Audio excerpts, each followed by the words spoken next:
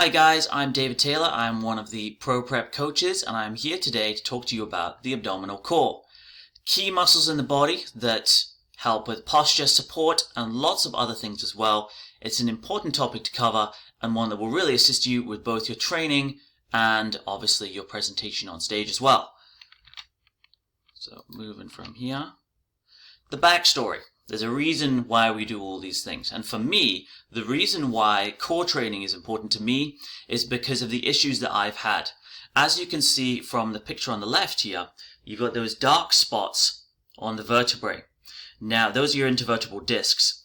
Now, unfortunately, the dark spots are degenerated discs. They're dead. Normally, they're white and they're kind of full of life, but due to whatever reasons, they can sometimes die. That plus the bulging bits at the ends of those three means I'm getting slight compression of my spinal cord, which means I've had a lot of issues with back pain and with issues with my back. So for me, core strength is really important to prevent injury, allow me to continue with good athletic performance, and just basically live a good day-to-day life.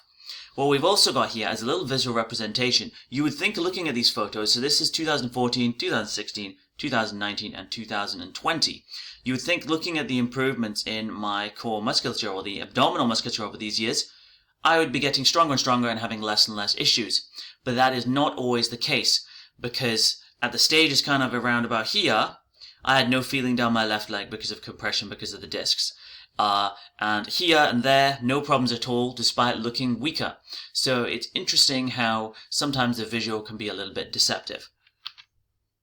What we're going to be looking at learning today is what muscles are included within the abdominal core, how to brace those muscles, there are slightly different techniques, and exercises that will strengthen your abdominal core and what areas they work as well. Because some athletes are going to want to avoid certain exercises. For example, the physique guys, if you want to have their really narrow V-taper, you don't want to be doing too many oblique exercises because it can thicken out your trunk. So important to know what's what for these things. So, first of all, what is the abdominal core? I've broken it down with some bullet points here. Basically, it is a group of muscles, primarily consisting of the deep abdominal muscles and the muscles in your lower back and trunk that stabilize and support the body, support and protect your spine, as we mentioned before. They hold your organs in place internally by bracing, and they allow movement. So rotation, folding, extending, all that stuff is done through the core muscles. Through their bracing and their postural hold of your spine, they improve your balance and your posture, and they help you go to the bathroom, sneeze, cough, all those sort of things where you would need to squeeze your abdominals to make them happen. So, here's a little challenge for you. This is one of those things where you can pause the presentation and have a go at figuring out what these muscles are, because it's a cross-section, just from in this guy's abdominals here. And then we can move on to the next slide. Or if you just want to move on, we're going to move on now. So pause now unless you want to go straight away.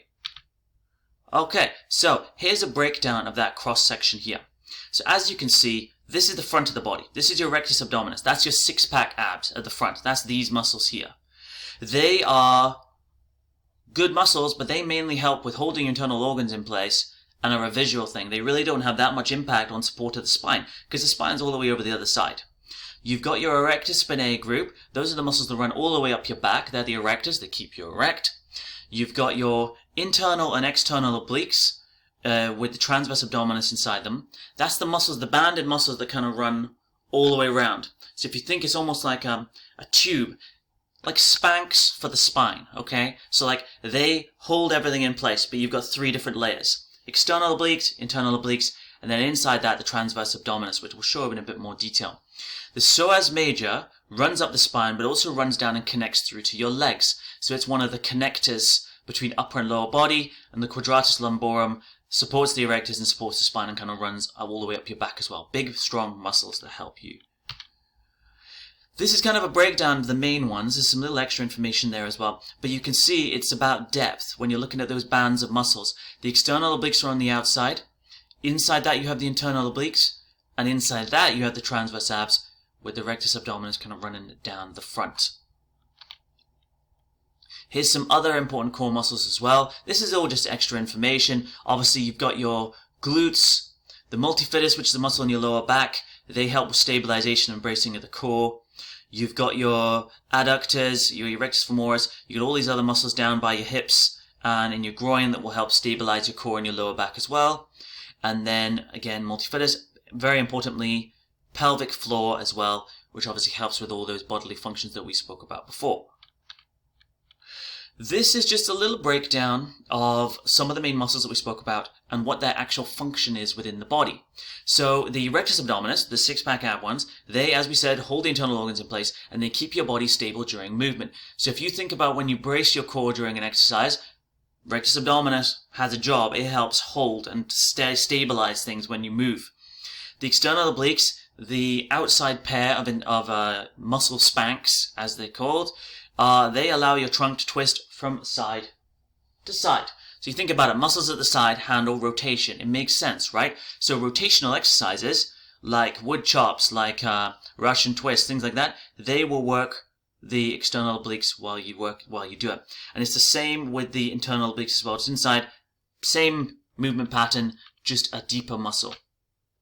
From here you've got the transverse abs. They're the bottom of the stack. They're deepest underneath the external and internal obliques.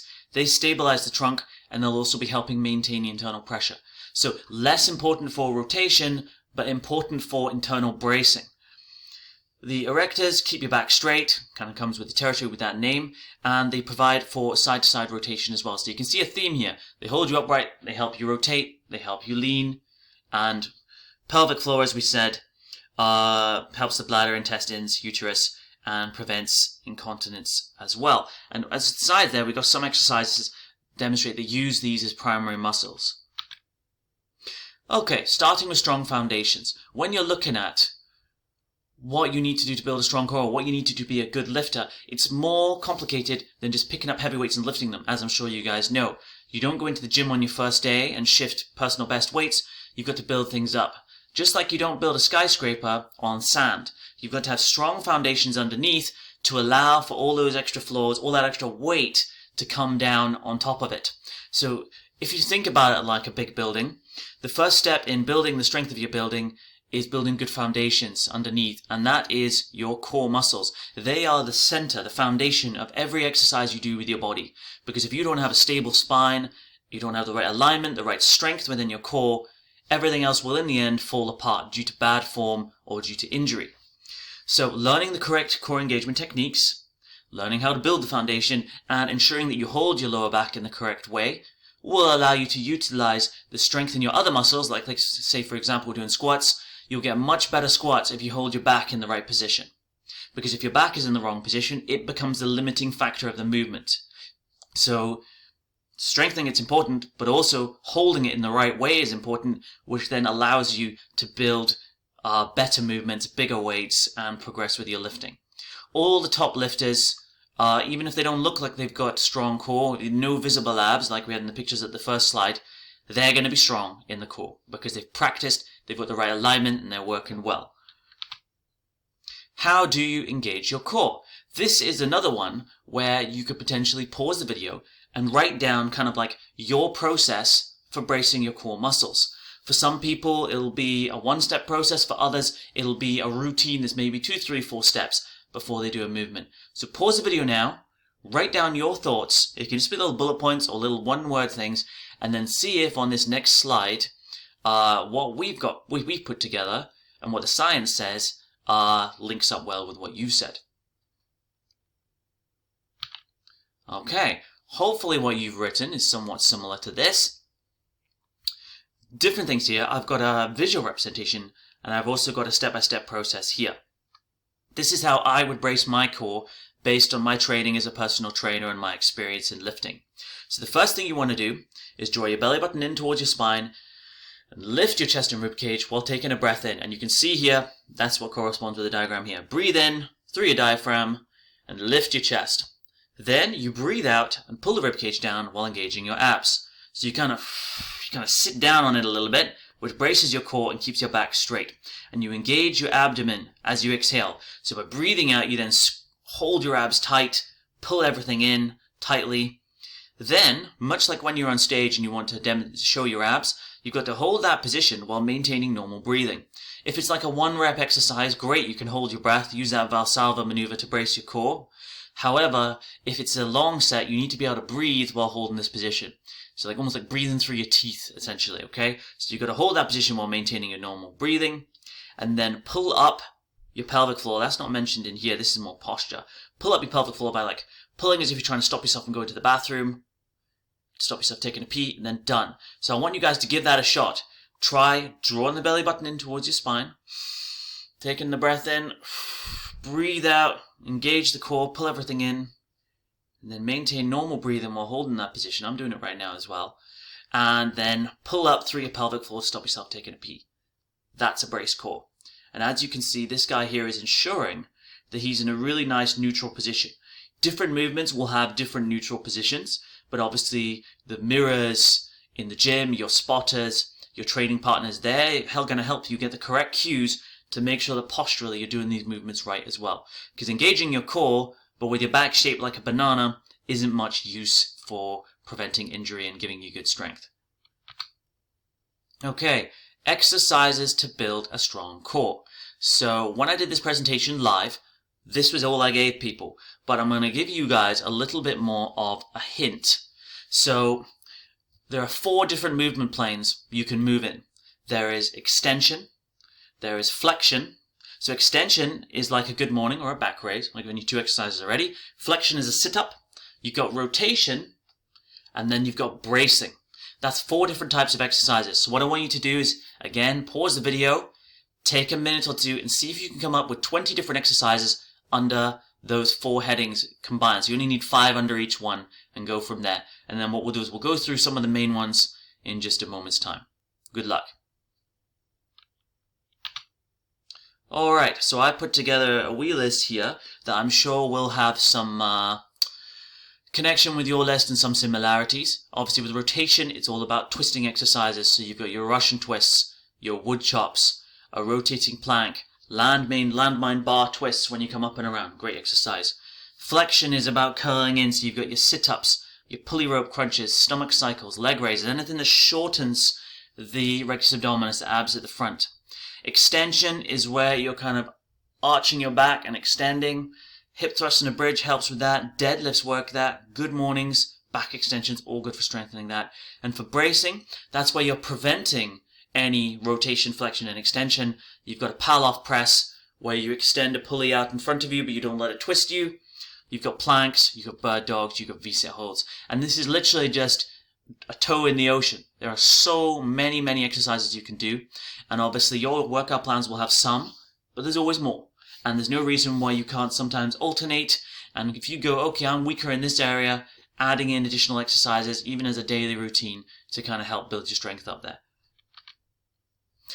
Just to finish off, here's just a wee selection of my top tips for training your core muscles. And training in general, really. Always warm up.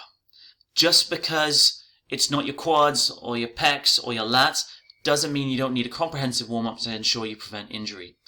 Always focus on form first and reps second. So work on getting the movement perfect, then work on building up your repetitions. You shouldn't feel any pain beyond the burn of the exercise while you're doing these things. Any pain means you got problems, and problems lead to issues like what I've got. Okay, so you do not want that. Practice them often, even if they're not in your exercise plan on a regular basis. You should be doing planks, you should be doing braces, you should be doing Palloff presses on a regular basis to keep your core strong. As we saw from the start, photos only tell part of the story. Someone who's got a really strong looking core could actually have a really weak core, because there's more to it than those superficial muscles on the surface. Always brace when you're doing exercises. Reach beyond just having good six-pack abs. Have a strong core overall. And being flexible also assists with having a strong core as well.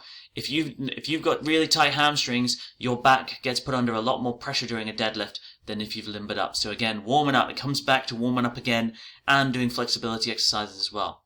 Ensure you've got a stable base from all exercises. If you're unstable, it's hard to brace your core correctly and you're going to end up coming off balance. If the weight's too heavy, drop it down. If it's too easy, move it up. We're not doing this for fun. We want to work hard. Now, yeah, simple as that. I hope this presentation has been enjoyable. I hope you've gotten something out of it. Any questions or anything, hit me up at david@ProPrepCoaching.com or contact Andy and Steph as well for more guidance from that. Thank you very much.